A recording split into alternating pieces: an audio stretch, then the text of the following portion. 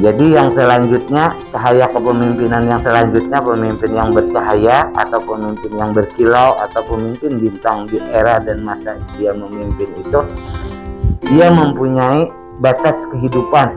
Oh, batas kehidupan yang seperti apa? Dia menentukan batas aturan-aturan yang tidak boleh dilanggar dia.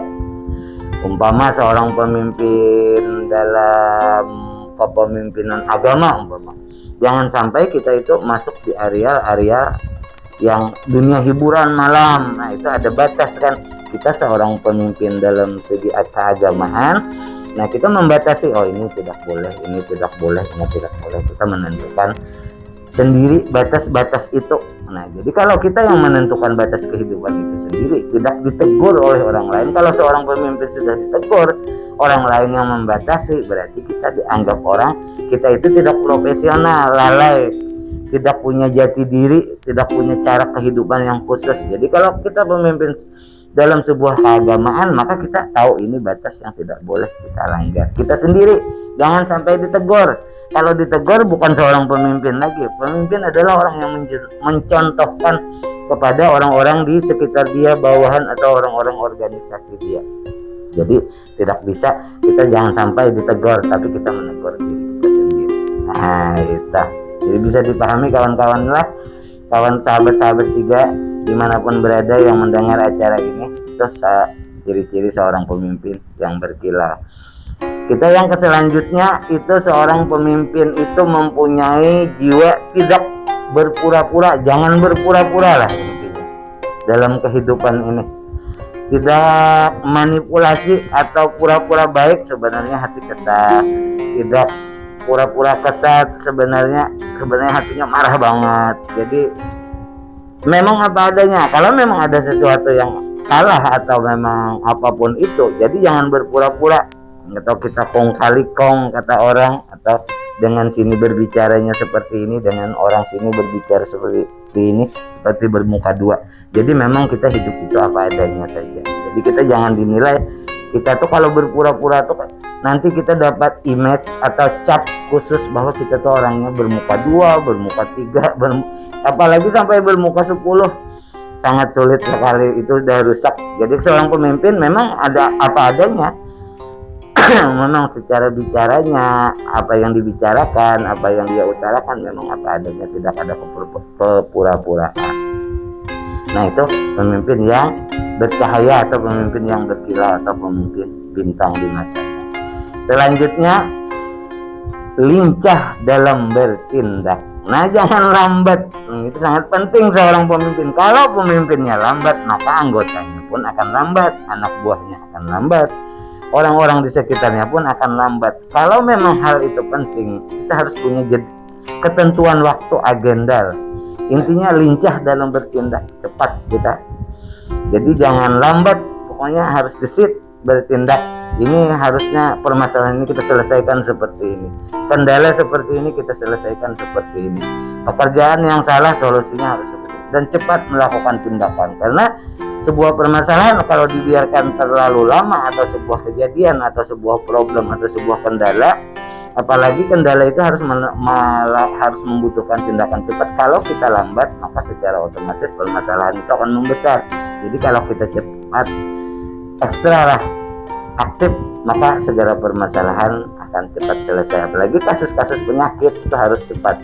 Nah, selanjutnya kita lanjut lagi ke cahaya seorang pemimpin atau pemimpin bintang di eranya atau pemimpin yang berkilauan, bisa menjaga diri sendiri. Nah, itu. Jadi kita jangan ketergantungan segala sesuatu itu dengan orang lain. Menjaga diri sendiri ini berbeda dengan batas tadi. Ini menjaga dalam segala hal. Jadi kita itu dalam berjalan kita harus berhati-hati, melindungi apapun. Kita seorang pemimpin dari kejahatan. Kita alangkah lebih bagus seorang pemimpin mempunyai jiwa bela diri, mempunyai skill bela diri, mempunyai insting yang kuat, harus mampu menjaga keselamatan kita sendiri, tidak selalu tergantung dengan ajudan, anak buah, pengawal. Kita sendiri punya kemampuan gitu. Jadi seorang pemimpin itu harus mampu, karena tidak selamanya kita itu akan dikawal dan didampingi. Nanti suatu saat kita sendiri, kita harus mampu membela diri. Nah, itu seorang pemimpin. Ingat, itu seorang pemimpin harus menjaga diri sendiri mampu.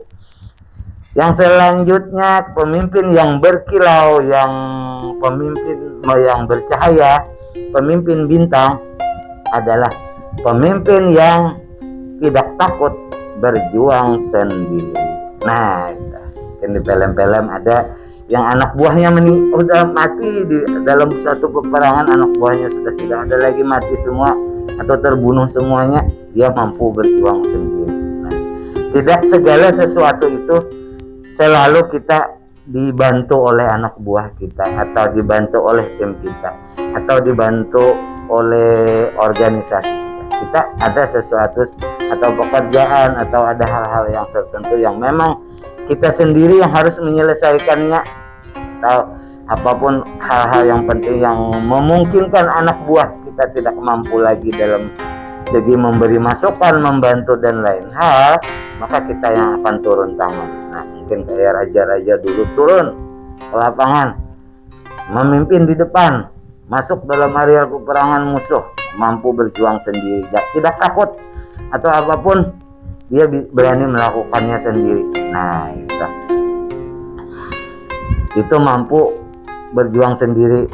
Nah, ada lagi kita selanjutnya seorang pemimpin. Nah, ini pemimpin ini yang selanjutnya supaya lebih berkilau lagi kepemimpinannya, itu lebih bercahaya lagi, lebih jadi bintang lagi, jadi ikon atau jadi acuan untuk orang-orang di sekitar dia, mampu bernegosiasi. Nah, piawai dalam berbicara.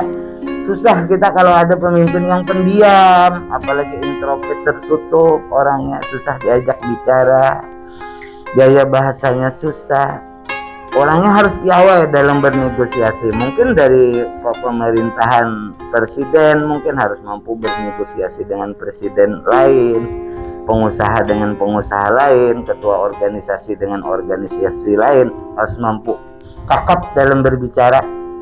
Nah, itu harus mampu menegosiasikan sebuah permasalahan untuk mencari titik temu antar kedua belah pihak. Nah, itu pemimpin. Dan itu kita sebagai seorang pemimpin terkadang kita harus lebih jago dalam segi berbicara, skill kita berbicara. Dan orang-orang di sekitar kita, anak buah kita atau tim organisasi kita melihat kita akan jadi contoh, jadi mereka pun akan meniru cara berbicara. Apalagi dalam sebuah organisasi, pembicaraan itu sangat utama banget, sangat penting sekali dalam hubungan. Nah, itu jadi skill kita berbicara atau bernegosiasi yang penting banget, yang penting sekali, itu harus jago kita dalam bernegosiasi. Nah, itu selanjutnya cahaya seorang pemimpin yang sangat berkilau, atau kata orang itu di eranya dia pernah menjadi bintang. Itu orangnya memiliki kewaspadaan tingkat tinggi. Nah, kewaspadaan tingkat tinggi. Jadi kita harus waspada seorang pemimpin, apalagi kita pemimpin dalam sebuah negara. Kita harus cermat kalau ada serangan-serangan dari luar. Kewaspadaan ini baik ke diri kita sendiri, harus selalu waspada, ke organisasi kita yang terdekat atau ke tanggung jawab kita yang besar, itu kita harus waspada kalau ada serangan-serangan dari luar. Jangan terlena, jadi selalu waspada untuk menjaga keamanan. Kalau seorang presiden atau seorang raja menjaga keamanan dan kestabilitasan sebuah negara yang dipimpinnya itu. Jadi waspada sekali, jangan terlena. Itu seorang pemimpin mempunyai kewaspadaan tingkat tinggi. Nah, kita ke selanjutnya, seorang pemimpin yang berkilau atau cahaya seorang pemimpin adalah orang yang tidak menyia-nyiakan kesempatan. Nah, itu. Seorang pemimpin itu tidak boleh menyia-nyiakan peluang. Kalau ada peluang yang bagus, yang berguna untuk dia, yang berguna untuk organisasinya atau tim dia, yang berguna untuk orang banyak, jangan disia-siakan. Peluang kerja, peluang usaha, peluang rezeki yang sekira itu bermanfaat, jangan pernah disia-siakan. Peluang ilmu, jadi tidak pernah menyia-nyiakan peluang. ketimbang kita diam, mending kita upgrade atau menambah lagi ilmu pengetahuan, menambah lagi satu penghasilan. Jadi seorang pemimpin itu karena kepentingannya bukan untuk kita sendiri, untuk orang banyak, bagaimana caranya kalau ada peluang baru yang berguna langsung dikejar atau diraih. Nah itu yang selanjutnya, seorang pemimpin yang berkilau, yang bercahaya, seorang pemimpin bintang itu adalah menyelesaikan pekerjaan dengan tuntas. Nah, jangan bekerja separuh-separuh. Seorang pemimpin bingung, tim dia, anak buah dia, ada tugas ini dikerjain separuh selesai, enggak ada lagi pekerjaan baru diselesaikan separuhnya saja. Ini tidak bagus sekali. Itu harus tuntas, selesai, bagus.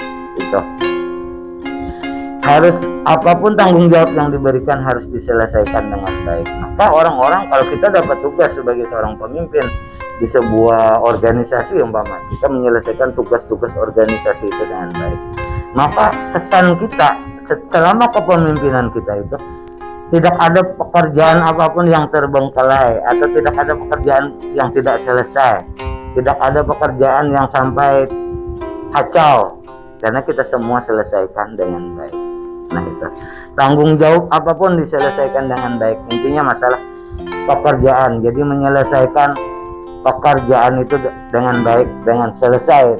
Nah itulah ciri seorang pemimpin. Selanjutnya, seorang pemimpin, nah ini penting sekali, antara hubungan tidak melukai perasaan orang lain. Nah, jaga perilaku seorang pemimpin. Baik ucapan, kadang diucapan lah kadang-kadang seorang pemimpin ya, karena sudah di posisi tinggi, di jabatan tinggi, jadi menilai tim, menilai anak buah, menilai orang-orang di sekitar kita itu rendah. Akhirnya mudah mengutarakan kata-kata yang menyakiti perasaan orang-orang di sekitar kita, kata-kata yang tidak layak, kata-kata yang dianggap tidak nyaman lah didengar oleh orang. Jadi kita dari segi perkataan, dari segi perilaku, body language kita itu jangan sampai memberi kesan kita itu merendahkan orang dari gaya kita. Nah itu tidak menyakiti perasaan, terutama tim terdekat kita atau tim organisasi kita. Kalau seorang pemimpin besar raja atau seorang presiden, jangan melukai perasaan rakyatnya dengan kata-kata yang tidak bagus. Nah itu seorang pemimpin dalam skala besar. Kalau skala kecil, orang-orang terdekat kita jangan sampai dilukai. Kebanyakan itu dari kata-kata, selanjutnya dari perbuatan.